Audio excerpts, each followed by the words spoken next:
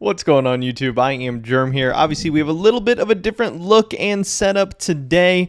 We're having some technical difficulties in my room. My outlets decided to not work. I'm waiting on maintenance to hopefully come over and be able to fix some things. So we're on the mobile setup today. We're on the laptop, but the show must go on as always. And today we're talking about what I think is a huge mistake that a lot of people are probably making in the markets right now, and they must be making in the markets right now. It's the only way really to explain, how the markets are dropping.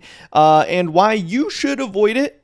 Maybe you've made this mistake already. Avoid compounding your mistakes. And if you haven't made this mistake yet and you're considering potentially making it, why you should consider, to not make this mistake as well. And of course, the mistake I am talking about is panic selling, is selling at the bottom, is selling at an inopportune time. Now, obviously, what we have seen over the past couple weeks and months has been a severe market downturn, a market drop, a market crash, depending on what percentage you want to qualify a market crash as or whatever. But the very important thing here is, of course, that market crashes are really, really big opportunities. If you believe in the medium to long term, if you believe that Counter-Strike is still going to be an amazing game, if you believe Counter-Strike investments are still going to be highly profitable, if you still believe that eventually Valve is going to fix CS2, that CS2 is going to continue to, continue the legacy of the Counter-Strike franchise, and that things are going to continue to do well, then downturns should be great buying opportunities. They shouldn't be times to try and sell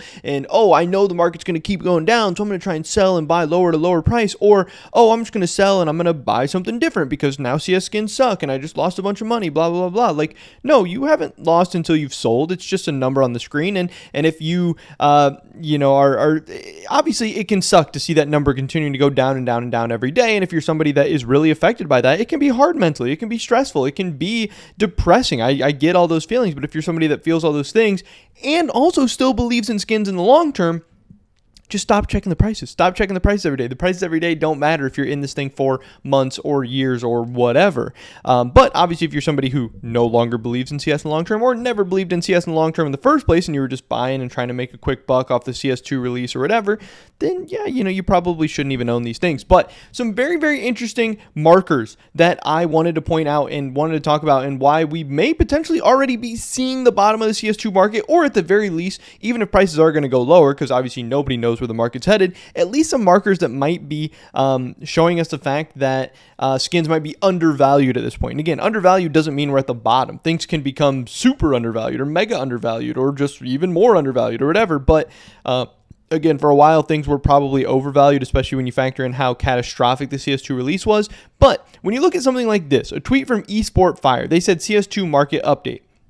Our Esport Fire 300 index, which is just like their index of 300 items that they feel, gives a good gauge on the overall market, since there's thousands and thousands of items in CS, but there's some items that are more important than others, or some items that give a better gauge of the entire market than others, whatever. They have 300 items that they think gives a pretty good gauge on the entire market as a whole.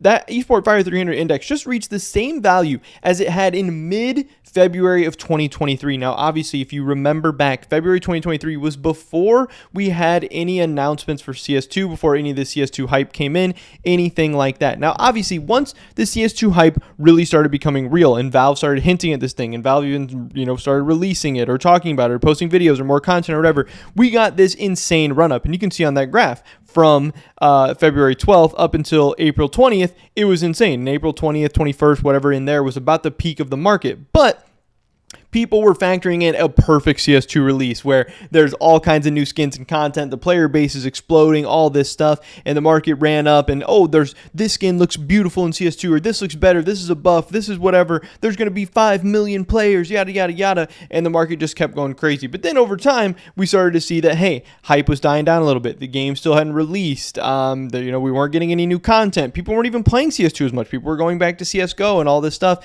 So the market started to teeter down, and I think some of that made sense. The market probably got ahead of itself a little bit. And then, of course, the CS2 release was nothing that we expected. It didn't bring in all these new players. There wasn't all this new content. The game in its current state probably isn't better than CSGO.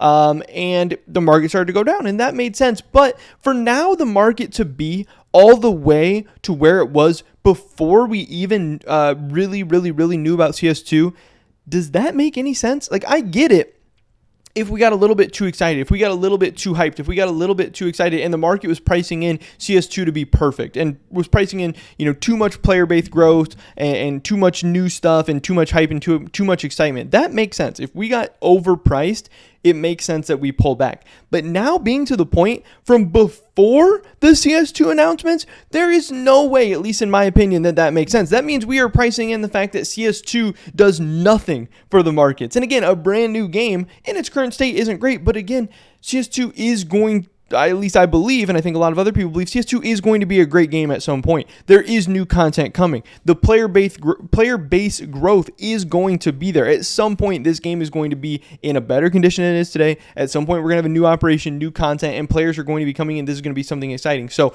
I think, obviously, pricing in a perfect CS2 release was a little bit too exciting for the markets and a little bit too much for people to expect. But now the prices that we're hitting, where we're all the way back to before CS2, that does not make sense to me. That is in the extremely undervalued territory, in the parts where I would start to consider that potentially we are finding a bottom in the market. Again, it's possible we could always go lower. That is very, very possible. But it means a bottom could be close. It could be near. And at the very least, I think now would be a time to start considering buying, because again, now you are getting these prices at pre-CS2 prices. And if you could have bought skins at pre-CS2 prices, especially in like April, May, June, March, when prices were going crazy, so many people were like, oh, damn, I wish I would have bought more, in February. And now we have those February prices and you have all the knowledge of CS2. CS2 exists and you think or know it's going to be this amazing game. That seems like a no-brainer. That seems like a steal. That seems like the market is way overreacting. The market was overreacting on the upside. Now, to me, the market is way overreacting on the downside. And again, that doesn't mean things can't go lower, but it does mean we might be getting closer and closer to a bottom. Zuxwiz, I don't know how you say this guy's name. I know he always posts this like Dragon Lore to player base comparison and saying, hey, the factory new Dragon Lore is down about 20% from September.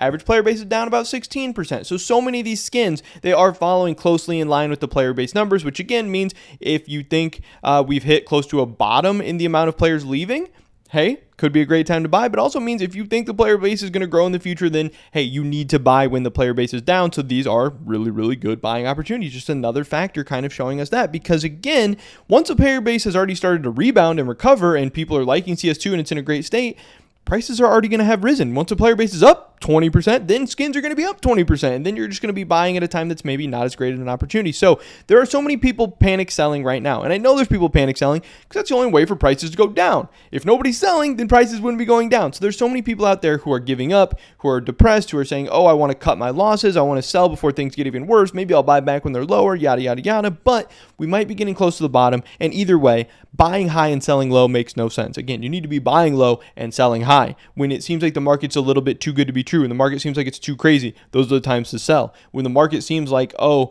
Counter-Strike is dead, it's never going to rebound, it's never going to recover, high tier items were overpriced, they're a scam, blah, blah, blah, that's the time to buy, and that's the times you need to take advantage of. We also had some tweets and stuff from Price Empire where they were saying, hey, the AWP Dragon Lore Factory News currently below 10,000, a drop in 20% since the CS2 release.